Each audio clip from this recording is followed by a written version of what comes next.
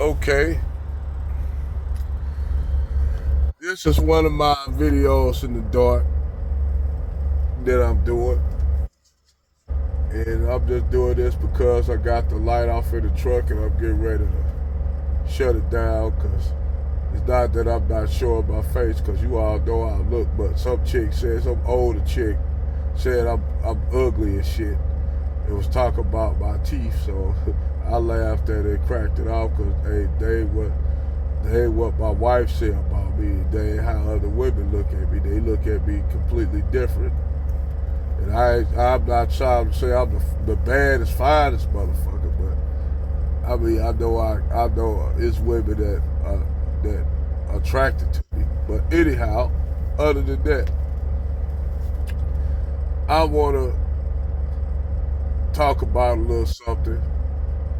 And I was talking to a guy earlier. We were talking about the jobs that we had before I started driving the truck, and pretty much I was talking about before I started driving the truck. I worked there. Right after high school, I went to the military. I went to the Army.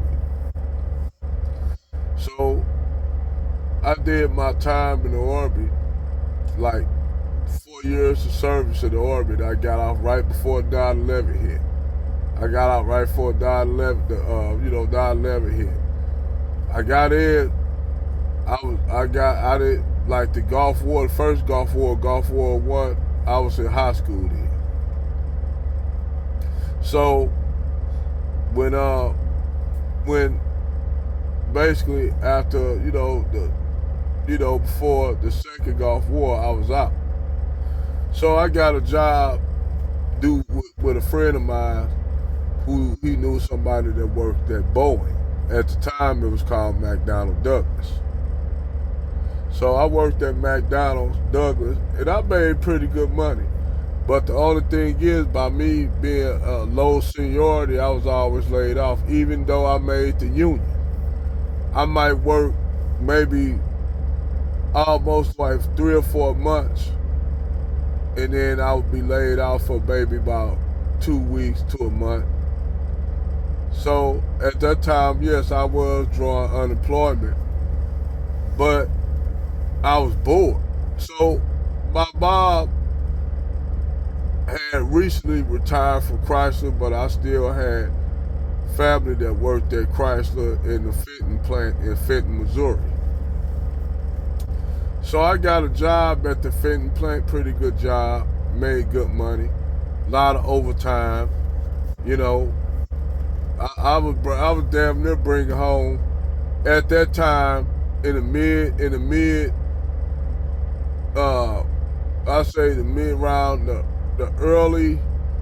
late '90s to early 2000s. At that time, I was making pretty damn good money. I mean, I was making at the time what I considered what we back then at the time in that time considered good money. I was like having what about $1,000 every week. That was considered good pay for working at Boeing. I mean, for Chrysler, Daimler Chrysler. I worked on the town and country line. So I would get a lot of overtime. You get overtime, you have $1,000, you get $1,000 check out of them overtime. So shit, every week I have $1,000 because I work one weekend, work Monday to Saturday. Then the following weekend I'm off. I'll be off Saturday, Sunday, and I was on the third shift, so I'll come back on a Sunday night, and I would make pretty damn good money. I kept money in my pocket, bought me a nice little ride. It wasn't no brand new, even though I did bought me a brand new vehicle. Like I bought me at the time that's when they came back out with the Dodge Neon. They came out with the Neon, so I got me a Dodge Neon, you know. So, I had the little Dodge Neon brand new off the lot, because they give you you get the vouchers and stuff where you get you get a $10,000 voucher, so it knocked the damn payment down damn near so cheap to the vehicle, you'll pay it off within 3 years. So I paid that off in 3 years, and then that's when they came out with the Chrysler 300s and shit, and I got me a Chrysler 300. You know, so I had that when that first came out, when the Chrysler 300 first came out. So at that time, I was making pretty good money, and this before social media really kicked off. You didn't have social media, you know. Now you had rappers and shit like that, but you did that lifestyle other than you seeing that shit in the magazines and shit. You really didn't see that shit in social media. You just seen back in the day, a woman would be glad if you just was a dude that had a job. You didn't have to make no 6 or 7 figures back then. Long as you made enough where you could provide and take care of a family, you know. And women, you know, yeah, you had dope boys and shit like that. And you always had women that wanted the dope boys. That's real shit. But it wasn't as bad as it is now. It wasn't as fucked up as it is now.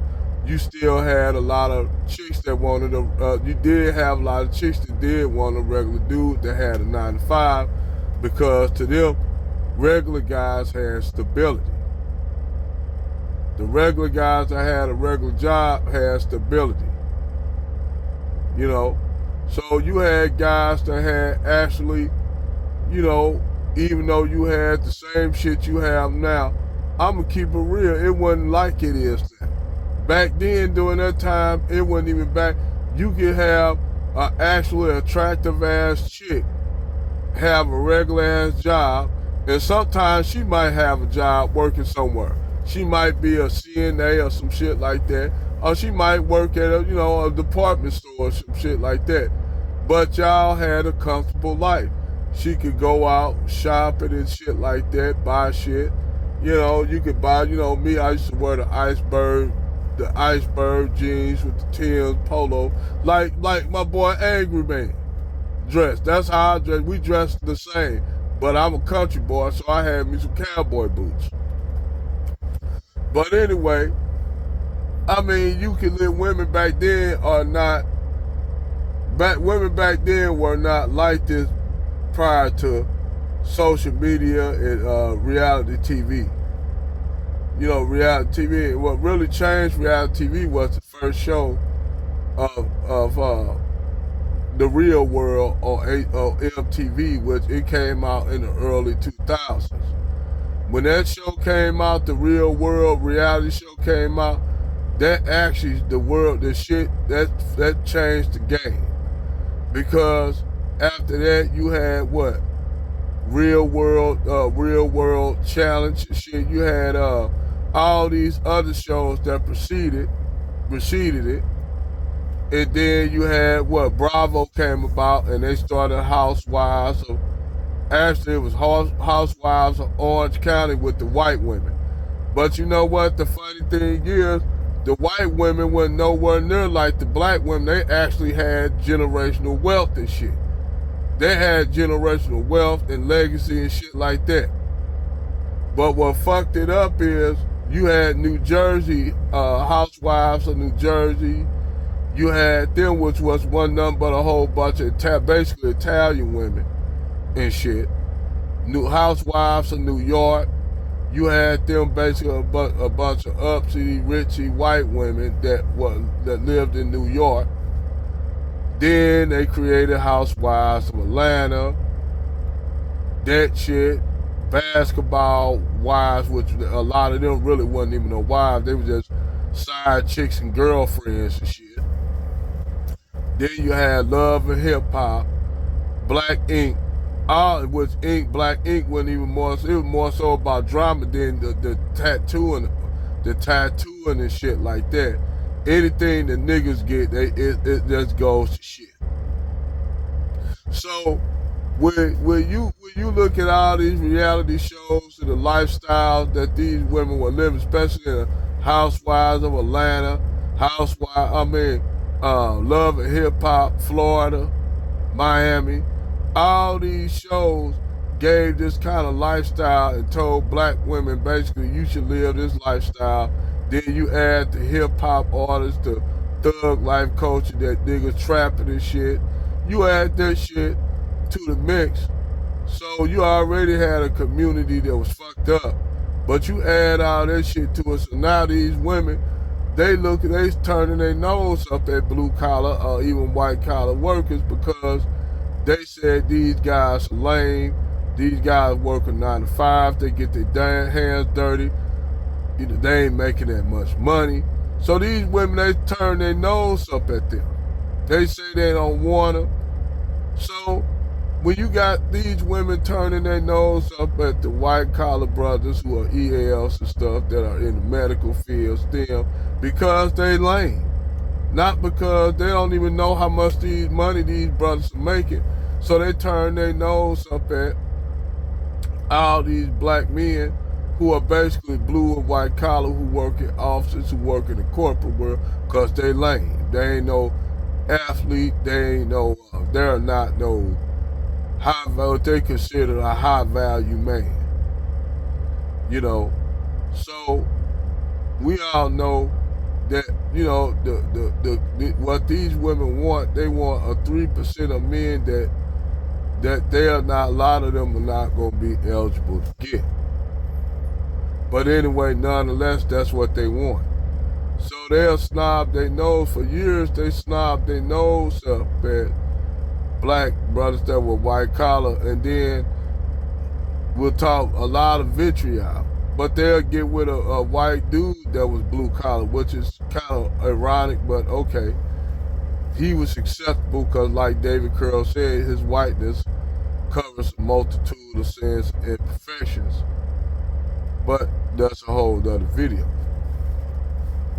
But anyhow, these women, they were basically telling brothers, if you don't got this, you ain't making this, you ain't doing that, you ain't thugging and trapping and shit like that, nigga, don't holler at me. You can't do nothing for me.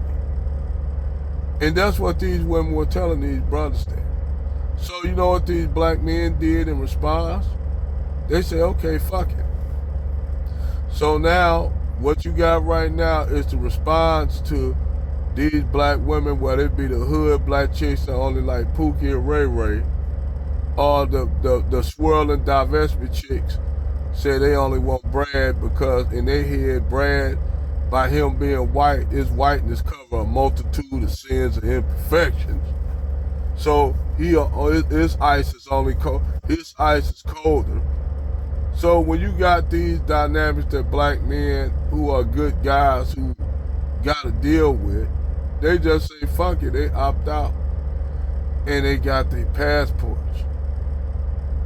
But after COVID, something strange happened.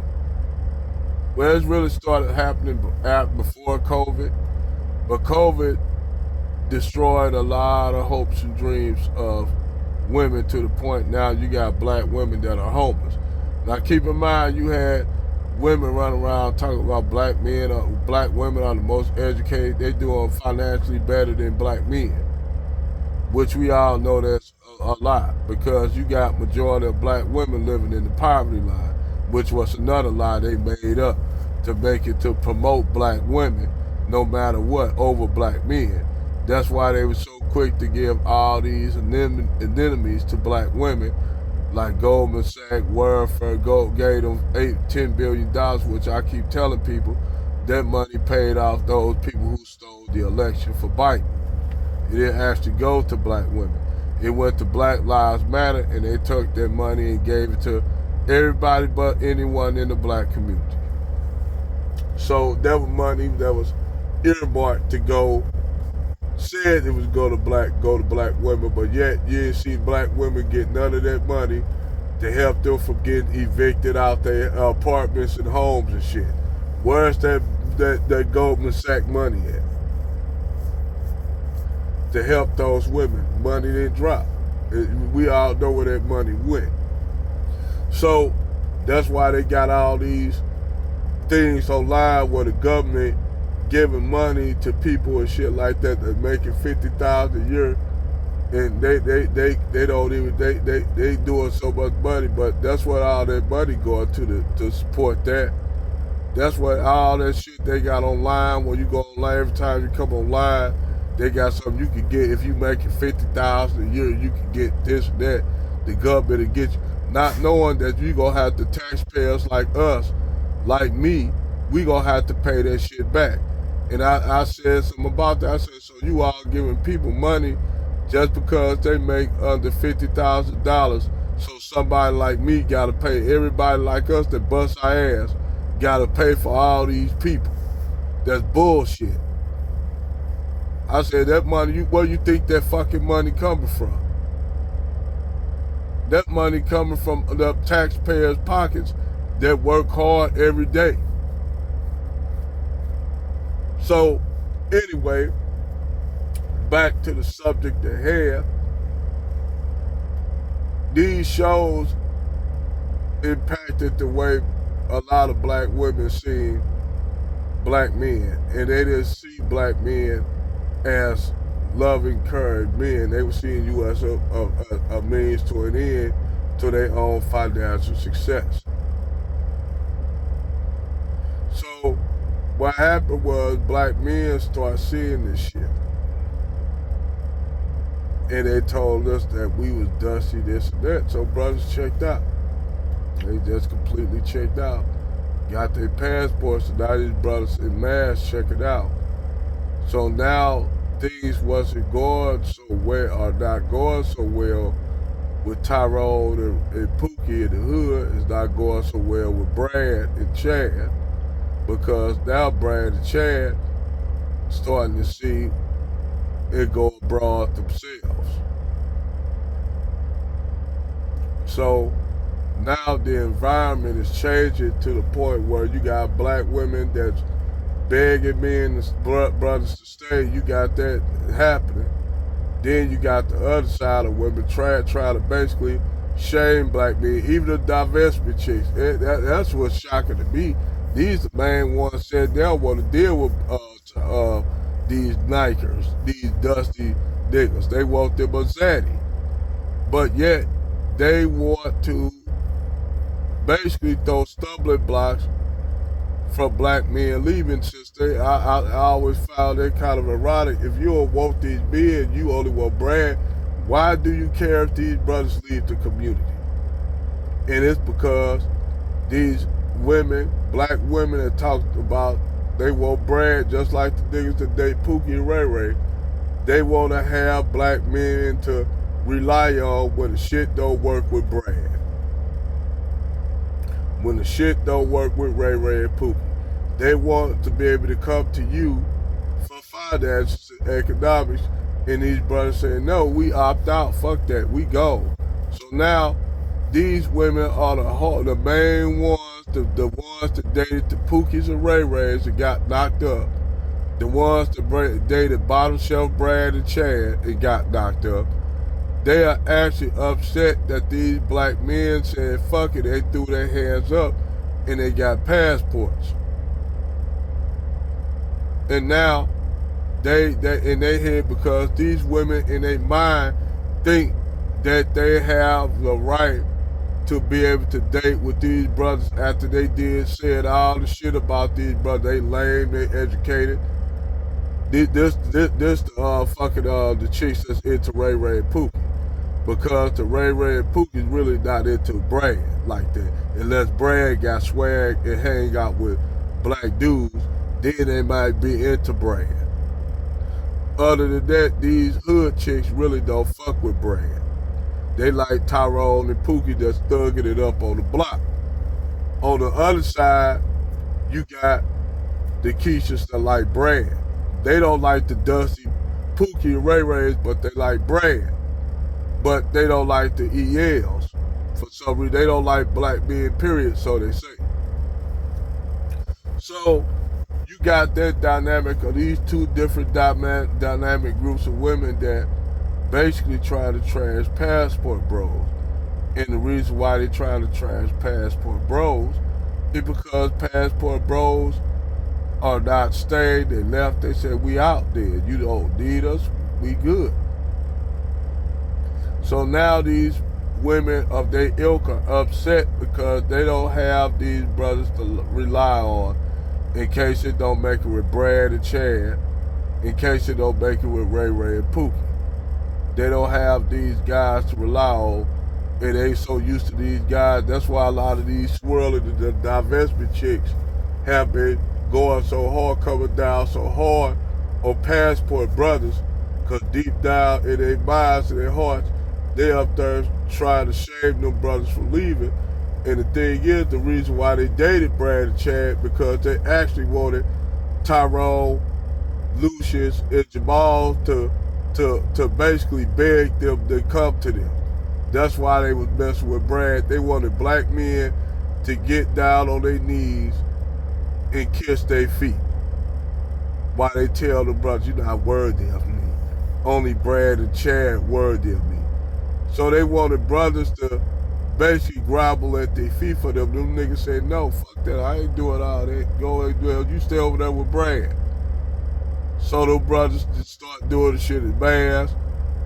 The divestment and swirly chicks upset because they like, damn, we fuck it up. We ain't mean to have them niggas to run off completely, just leave. We do want them. We just didn't think that Brad and Chad was gonna leave us.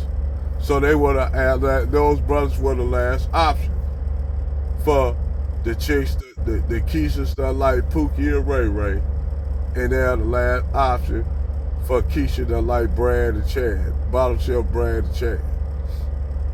They're the last options because they need somebody to take care of all their biracial kids or they kids they got with bottom shelf Brad for multiple